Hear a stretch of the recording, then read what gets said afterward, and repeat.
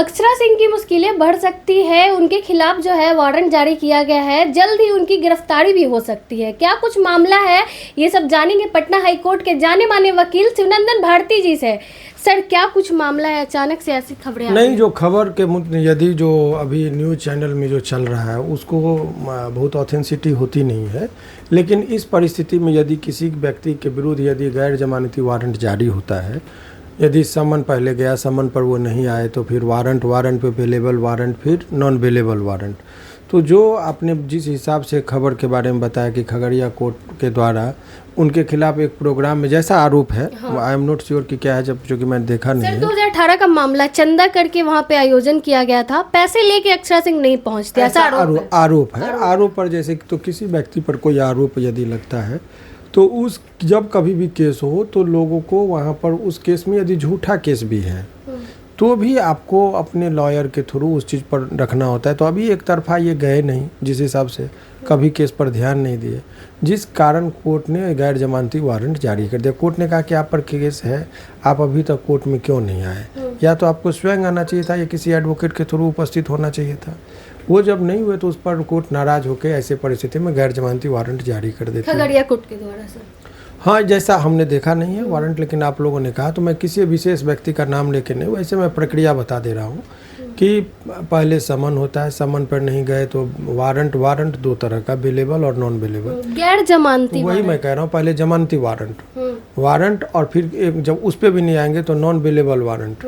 उसके बाद यदि आप नहीं गए तो फिर आपको 82 होता है, जिसके अंतर्गत किसी व्यक्ति के पर आपको फरार घोषित कर दिया जाएगा। उस पर नहीं गए तो फिर 83 कुर्की जब्ती का वारंट इत्यादि, ये सब प्रक्रियाएं हैं। तो अभी इन पर जो जिस हिसाब से आप लोगों ने बताया गैर जमानती होता है, ऐसे में तो ये है अब इस प्रोसेस में उनको यदि वो चाहे तो उस ऑर्डर को रिवीजन कर दें या एंटीसिपेटरी बेल में चले जाएँ या क्वेस में आ जाए। ये 3 प्रक्रियाएं होती है, तो उनको उपस्थित होने की भी आवश्यकता नहीं होगी यदि यहाँ पर कोई ऑर्डर मिल जाता है या उनके ऑर्डर पर स्टे ले लेते हैं तो ये सब कानूनी पेच है। लेकिन फ़िलहाल यदि किसी भी व्यक्ति, चाहे वो भोजपुरी की आर्टिस्ट हो या कोई संत हो, महात्मा हो या एक साधारण व्यक्ति हो, कानून सभी के लिए बराबर है, सभी को पालन करना पड़ता है। तो यदि आप पर वारंट, गैर जमानती वारंट जारी हो जाता है तो तत्काल कोई भी व्यक्ति मुसीबत में पड़ जाता है, तो वो मुश्किलें बढ़ जाती। तो वही इस खबर को यदि मान लिया जाए तो थोड़ी बहुत मुश्किलें बढ़ सकती हैं। हाँ, अगर ये नहीं अभी एक्शन लेती है अक्षरा सिंह तो आगे एक्शन क्या, उनको उपस्थित होना है कोर्ट में, उसका या अपने एडवोकेट के थ्रू भी वो कह सकते हैं।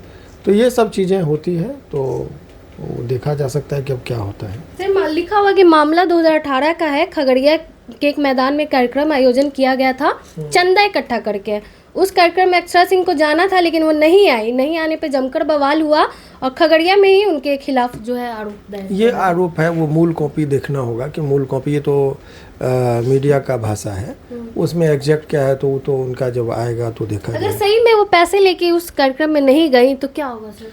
पैसा तो ये ब्रीच ऑफ कॉन्ट्रैक्ट है यदि ये है, लेकिन वो क्रिमिनल केस किया होगा कि हमको ठग लिए, झूठ बोल दिए, इस तरह का। तो केवल यदि ब्रीच ऑफ कॉन्ट्रैक्ट का मामला होगा तो सिविल नेचर का केस है, उसमें बहुत कुछ नहीं होता। जितना का यदि वो मामला गबन का होता है वो सब देखा जाता है। परंतु इसमें जैसा कि आपने बताया, ऐसे परिस्थिति में थोड़ा बहुत मुश्किलें, यदि क्रिमिनल केस होता है तो बढ़ जाता है। हालाँकि उसमें बेल उल का प्रावधान है, तो बेल उल भी उनको करना पड़ेगा। सेशन न्यायालय में एंटीसिपेटरी फाइल होता है, वहाँ मिल गया तो मिल गया, नहीं तो फिर हाई कोर्ट में आते हैं। मतलब वहाँ से नहीं हुई तो पटना हाई कोर्ट आना पड़ता है। हाँ, बेल के लिए यही सब प्रोसेस है। ज़्यादा चिंता का विषय नहीं है, नॉर्मल केस। तो भाई bailable warrant, non bailable warrant है तो चिंता तो करना ही चाहिए, चिंता करने का विषय है।